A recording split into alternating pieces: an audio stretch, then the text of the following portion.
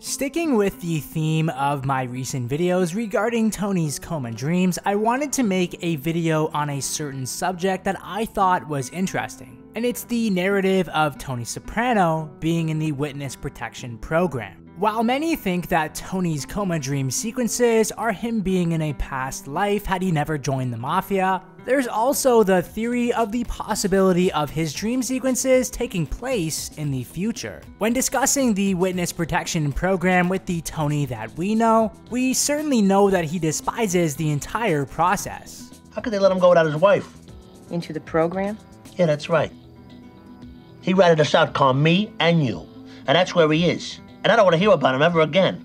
But with the Tony that we're introduced to in the coma dreams, it's important to discuss Tony's intentions regarding the witness protection program. When Tony first realizes that he has someone else's identity, he is completely in shock and in disbelief, as he cannot get into the conference due to an identity crisis, and the conference that he is attending is ironically a military and government conference. And later on, we see Tony get upset when he sees the government officials leaving the conference, as Tony is now unable to sell his precision optics to the government due to his identity crisis. It's possible that Tony was an actual speaker at the conference, as the conference itself is for military division in 2006, and we see this conference standee presentation board as it showcases some sort of spy technology for cameras. The satellite seems to hint at the possible meaning of close surveillance and maybe even optical surveillance, since that is the division in what the version of this Tony sells.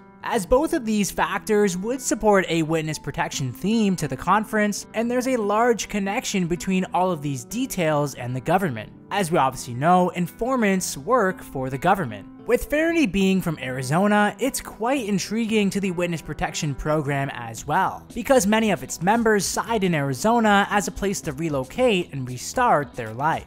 What do you know about Scottsdale? Arizona? Yeah, I was thinking I would pick there to live when this assignment is over. Assignment? You know, when I'm in witness protection. If you can find a fat fuck, wherever the feds put him. I'd look in Arizona. You know, Steak got all the TGI Fridays. He loves their wings.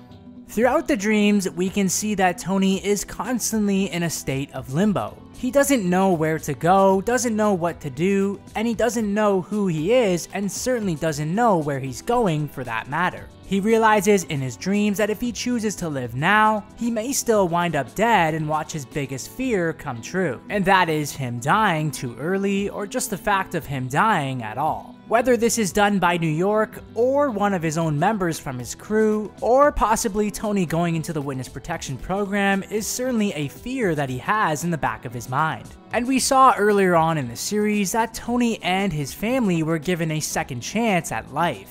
And this is all due in part to Agent Harris, as he offered Tony, Carmela, and their family a way out, and a way to have a fresh start at life after Tony got shot and hijacked by two men who just so happened to be hired by his own mother and his own uncle back in season 1. We're offering your husband full immunity from prosecution in return for any testimony that he might give us.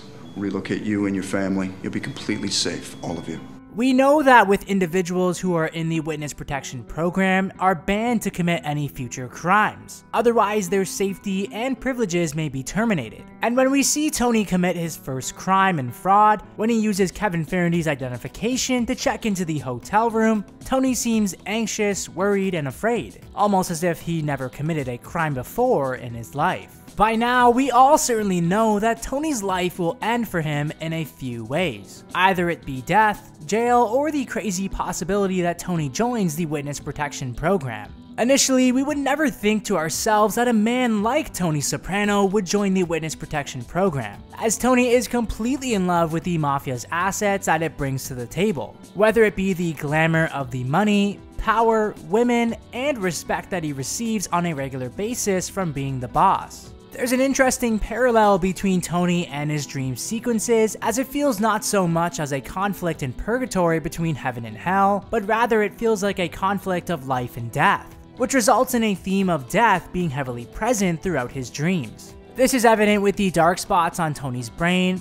could possibly be representing the decision to join the witness protection program, as Tony says it's a death sentence when he discovers that he's been pre-diagnosed with Alzheimer's. which joining the witness protection program would ultimately be a death sentence for him, as members who are in the witness protection program could possibly live a more stressful life than what they just had when they were in the mafia, as it's a life that has its individuals constantly looking over their shoulders, and Tony would especially have to deal with his nagging, loving, yet materialistic wife who fell in love with the mafia just as much as Tony did. In a weird way, the monks that mistake Tony for Kevin Faraday might be foreshadowing a conflict that might come abroad for Tony in the future with the FBI and possibly being an informant. In other words, someone is going to have to take responsibility for his criminal behavior. Whether if it's the multiple murders that Tony has committed, whether it's Ralph or Matthew Bevilacqua, or the numerous crimes Tony has participated in.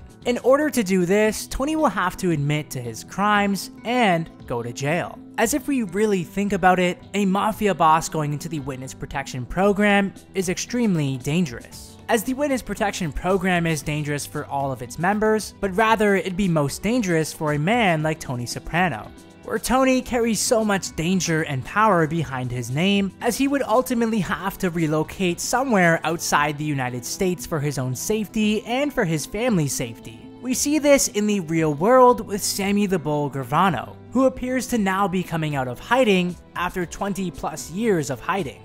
Gravano was living large down Arizona all on that federal tit. All right, let's get you home. I like the son. If this were to be the case, it's here where Tony can truly become Kevin Faraday, as the name Kevin Faraday could be his new identification and name in life once he would be relocated and have gotten his restart in life since joining the witness protection program. It's here where he can become his true self and save his soul, save his children and family from the pain that comes with a mob life. As for Tony, joining the witness protection program would be the ultimate sacrifice. I would love to hear your thoughts about this down in the comment section below. For more Sopranos content, keep it locked here, right here on this channel. You want to move to Utah? Be Mr. and Mrs. Mike Smith? We could sell some Indian relics by the road. Maybe start a rattlesnake ranch. This is our chance to get out, Tony.